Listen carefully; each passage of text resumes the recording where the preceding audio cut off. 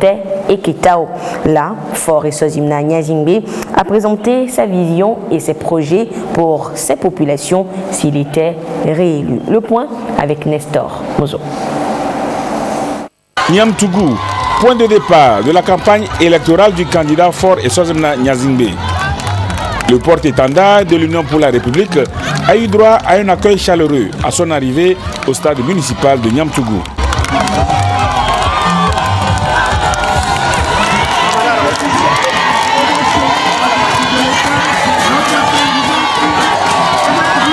Les porte-paroles de cette foule ont promis à Fort Eswazimna Nyazingbe que les populations iront le 22 février prochain pour le plébisciter parce que son bilan parle pour lui. Les populations de Doufelgou sont sorties nombreuses pour écouter le candidat. Fort Nyazingbe leur a parlé. Il les a remerciés pour leur accueil et leur fidélité et s'est indigné des attitudes provocatrices de certains citoyens. Merci pour l'accueil massif, chaleureux que vous me réservez.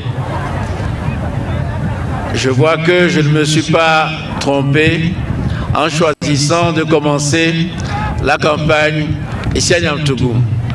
Merci donc pour toutes ces années de fidélité, d'attachement, d'amitié et de soutien apporté. Aujourd'hui encore, nous nous préparons pour une nouvelle bataille ou compétition. Je veux, du haut de ce podium, me réjouir que la période préélectorale sur toute l'étendue du territoire ait été calme.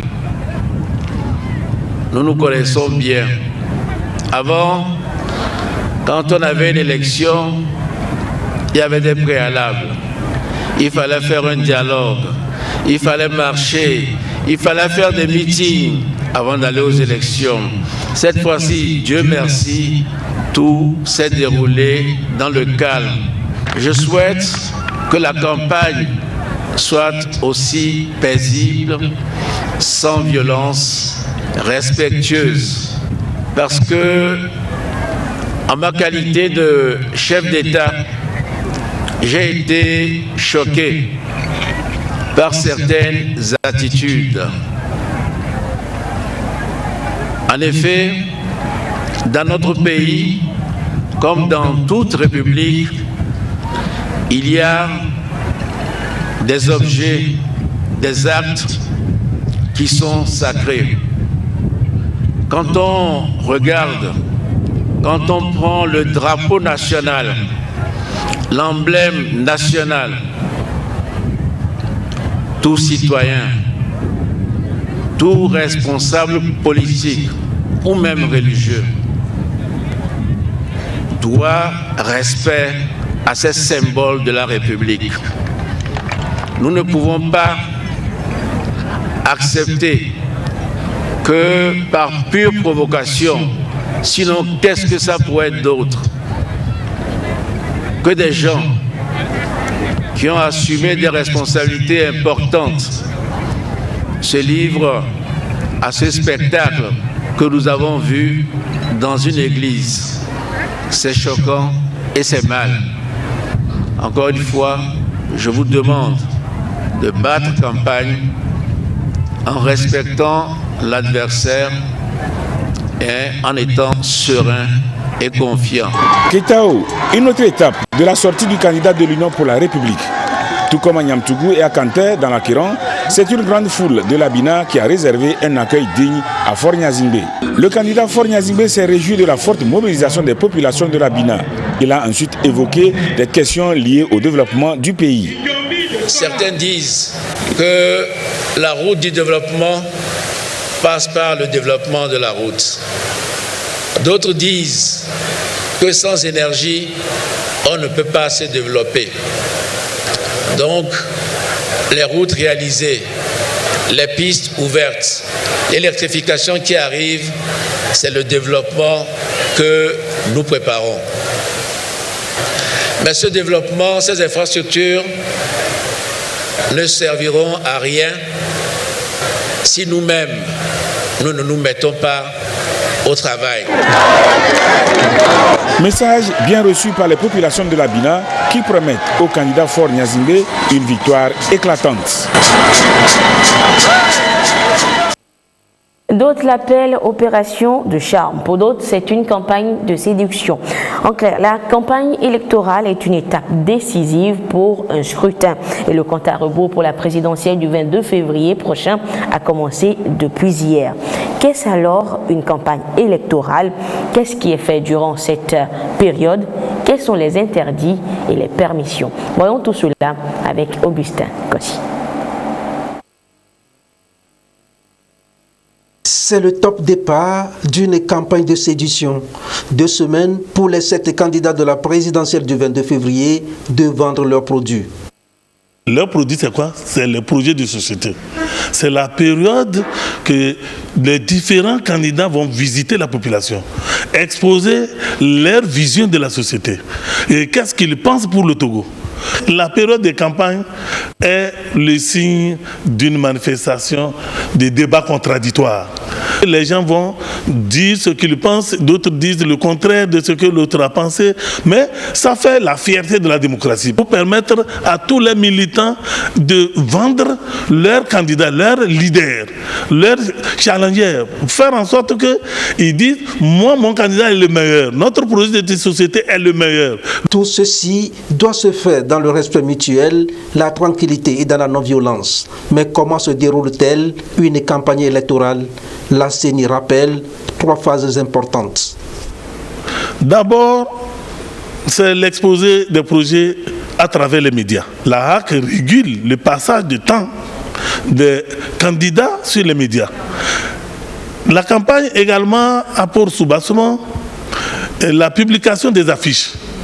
Les gens vont produire des affiches qui font extérioriser leurs projets de société et qui retracent les grandes lignes de leur ambition pour le pays et qui font en sorte que les citoyens puissent les identifier le moment venu. La 3e phase consiste à voir les candidats sillonner d'une localité à une autre localité, de maison à maison. Et c'est ça que les autres appellent porte-à-porte. Ça permet non seulement aux citoyens de connaître les différents acteurs, mais ça permet également même les acteurs eux-mêmes, sinon les candidats eux-mêmes et leur état-major, de connaître les citoyens au niveau de chaque localité à travers les meetings, mais les réunions publiques cadrées. Parce qu'on fait en période de campagne, avant d'aller dans les localités, vous devez déposer votre programme de meeting ou bien chronogramme de meeting au niveau de l'autorité compétente. Parce qu'il faut éviter que les 2 partis politiques ou 2 candidats se retrouvent au même lieu, à la même heure, pour parler à la même population. La campagne électorale implique donc tout le monde, partis politiques, regroupement de partis politiques ou encore candidats indépendants. Ce qui est interdit, 1, on ne peut pas empêcher un candidat d'aller dans une localité en période de campagne. 2, vous ne pouvez pas déchirer les affiches des autres candidats qu'ils ont affichés, même si vous ne l'aimez pas. En période de campagne électorale, on n'a pas le droit de demander aux citoyens de boycotter le meeting de l'autre.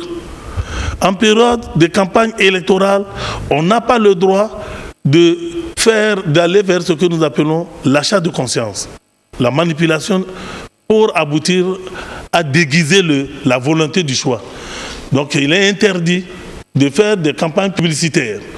Il est interdit d'utiliser le temps d'antenne plus que les autres sur les médias d'État. La campagne électorale pour le scrutin présidentiel du 22 février, c'est du 6 au 20 février. Les 7 candidats vont donc tenter de convaincre leur électorat pour la magistrature suprême. Dans quelques semaines, donc, les Togolais iront aux urnes pour choisir celui qui tiendra les rênes du pays pour les 5 prochaines années. Et depuis hier, la campagne électorale a donc débuté sur toute l'étendue du territoire national. Les candidats vont à la rencontre des électeurs pour leur présenter leur projet de société, comme on l'a vu tout à l'heure. Et justement, quelles sont les attentes de ces populations? Carmen Madji Akako a rencontré certains d'eux. C'est parti pour 2 semaines de conquête de l'électorat. Entre porte-à-porte, meeting, émissions radio et télé, le programme des différents candidats à la présidentielle de 2020 promet d'être chargé. Ils sont 7 au total sur la ligne de départ. Chacun a son programme de société qu'il va présenter aux populations.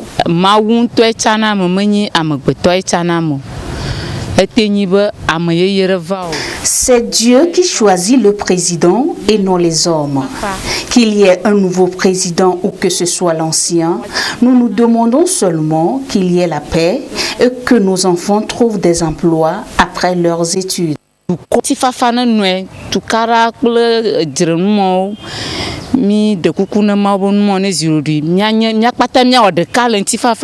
Le candidat qui va beaucoup parler de la paix avant, au cours et après les élections va attirer mon attention, et surtout le candidat qui prône le développement économique du Togo, parce que après tout on a besoin d'avancer sur tous les plans. Le meilleur sortira des urnes, et que la paix et la grâce de Dieu soient avec eux tous. Toutes les autorités viennent de Dieu, et que après les résultats, que le vainqueur soit acclamé. Pour ce scrutin désormais à 2 tours et ouvert à la diaspora, les attentes des Togolais sont grandes. Que ce soit les commerçants, opérateurs économiques ou simples citoyens, les attentes sont grandes. La première des choses, c'est la personne qui doit être à l'écoute du secteur privé. Une personne qui est prête à tout instant à nous écouter. Pour nous aujourd'hui, comment défendre les intérêts des opérateurs économiques? Comment développer économiquement le Togo? Comment faire l'émergence du Togo? C'est des préoccupations pour nous, et nous ne saurons le faire sans parler avec le gouvernement. Nous ne saurons le faire sans que le gouvernement puisse mettre de l'huile dans la machine. Que ce soit au niveau des fiscs, que ce soit au niveau de l'administration et dans l'ensemble de ce qui peut aider le secteur privé à avancer, je pense que c'est cette personne que nous souhaiterions avoir. C'est une élection qui va une fois encore permettre aux différents candidats de trouver les mots justes pour conquérir les électeurs. Face aux différents défis à relever, il revient aux électeurs de porter leur choix sur le candidat qui répond à leurs aspirations et dont la vision est de construire un Togo plus prospère et juste. Voilà donc le point de cette 2e journée de campagne. Prochain rendez-vous demain, 3e jour, dans le journal de la campagne. Merci de votre fidélité à la télévision togolaise. Au revoir.